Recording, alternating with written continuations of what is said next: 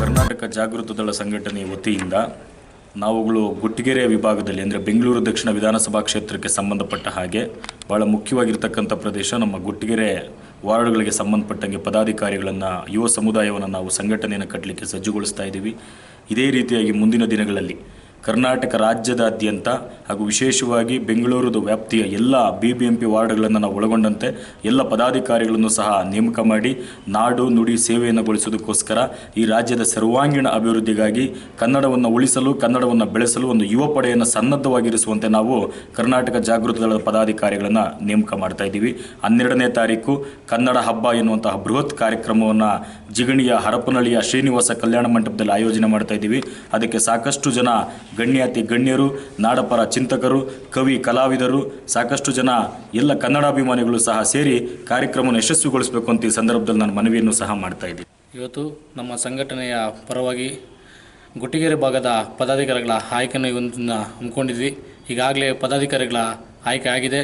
ಅದೇ ರೀತಿ ಇದೇ ತಿಂಗಳ 12ನೇ ತಾರೀಕು ನಮ್ಮ ಸಂಘಟನೆ ವತಿಯಿಂದ ಕನ್ನಡ ಹಬ್ಬ ಅಂತ ಬಹು ದೊಡ್ಡ ಕಾರ್ಯಕ್ರಮನ ಆಯೋಜನೆ ಮಾಡ್ತದೆ.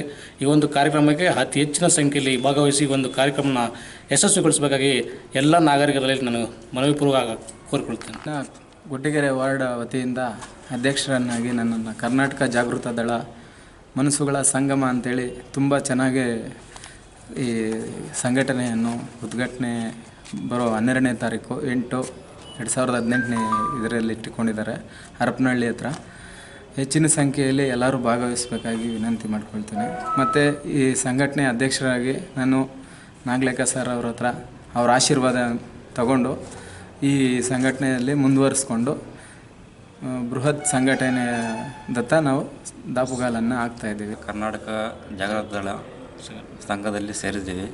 ನಾಗಲೇಖ ಸರ್ ಆಶೀರ್ವಾದದಿಂದ ಇದನ್ನು ಹಂಗೆ ಮುಂದುವರ್ಸ್ಕೊಂಡು ಹೋಗ್ತೀವಿ. ನಾವು ಕರ್ನಾಟಕ ಜಾಗೃತ ದಳದಿಂದ ನಾವು ಒಂದು ಸಂಘವನ್ನು ಕಟ್ಟಿದರೆ ಒಳ್ಳೆ ಕೆಲಸವನ್ನು ಮಾಡ್ತೇವೆ.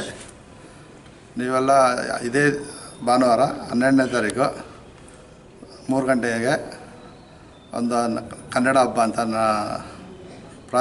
ಮಾಡ್ತಾಯಿದ್ರೆ ಎಲ್ಲರೂ ಭಾಗವಹಿಸ್ಬೇಕಂತ ಕೇಳ್ಕೊಂಡು